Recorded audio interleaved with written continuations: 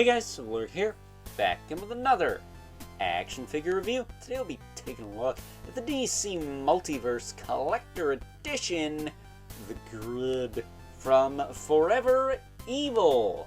This, of course, brought to us by the fine folks over at McFarlane Toys, and eagle-eyed viewers of the channel might be wondering, Overlord, didn't you review this figure well over a month ago? And for those of you out there who may be thinking that right now, yes, as a matter of fact, I did review this figure well over a month ago.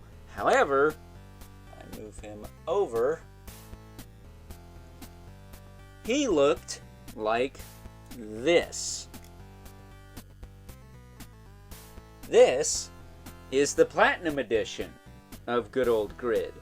This one we're taking a look at today is the Standard Edition of good old Grid. That said, he also doesn't happen to look like a giant evil booger, but that's besides the point. So before we get too far ahead of ourselves with comparing and contrasting these two, why don't we cut right to the chase and get into the meat and taters of this review and take a look-see at all the Grid has to offer in terms of accessories, because it ain't much. In fact, they're the same accessories as the Platinum Edition. Starting off with the collectible trading card. The bio on the back, spoiler alert, evil cyborg. That's all you really need to know. He also has the hockey puck display stand we're used to seeing with all McFarlane Toys releases, complete with a silver DC logo on it. So with that out of the way, why don't we take a closer look at these two. As you could see, the silver one is silver and the green one is green. Duh. But also, I think the silver one looks better. If we lift their guns here, it looks like the silver one's ready to fire, whereas this one looks like it just fired. I'll also say one thing these two did have in common, other than the body mold, was the left shoulder pad here. In fact, this one is still a little stuck. Was stuck out of package. I had to heat these up and carefully pop them out without tearing anything, and pop them back in and get them moving. I don't know why that is. I haven't seen that in any reviews of this figure I've seen, but I have both versions. I bought them way apart from each other, and they both had the same issue. So I'm guessing that's more than just a problem with just mine, but it's neither here nor there. I fixed it. Nothing to complain about, really. Just wish I didn't lose all the time it took to try and fix that, is all. That said, show you what these guys look like from the back. Pop those pauldrons down. You can see the silver one, or gray one I guess I should say, is a little bit more detailed, but it's not by a lot.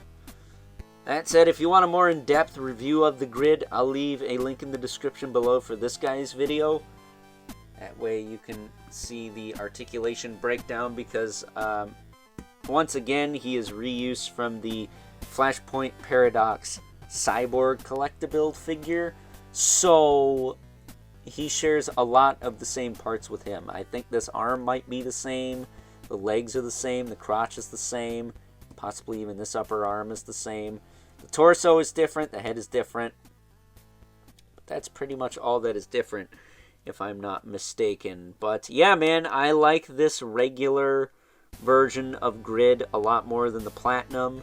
And I'm to the point where I'm running out of space for all this stuff, so I don't have a lot of extra room for variants like that. So I will most likely be getting rid of the Platinum.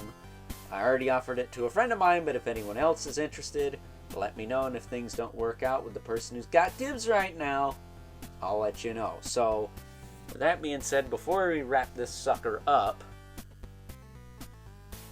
bring in our two regulars, the Mythic Legion's Brother Mandibilith, right there, and the infamous 11 Spawn, who's not towering over everyone today because Grid, as I mentioned, is reused from a collectible figure. So with that being said, it's time now that we move right along and wrap things up with some final thoughts. Overall, and if you've seen my review of the Platinum Edition of good old Grodd here, then you already know how much I like this figure.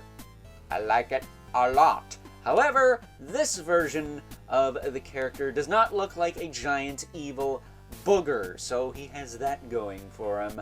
That said, as I mentioned before, I will leave a link in the description below to my review of the Platinum Edition of good old Grodd here for your viewing pleasure if you want something a little bit more in-depth. But I figured I'd get my 2 cents on the Standard Edition because I like this figure that much. So, with that being said, I hope you guys enjoyed this review. Until next time, I'll catch you guys later.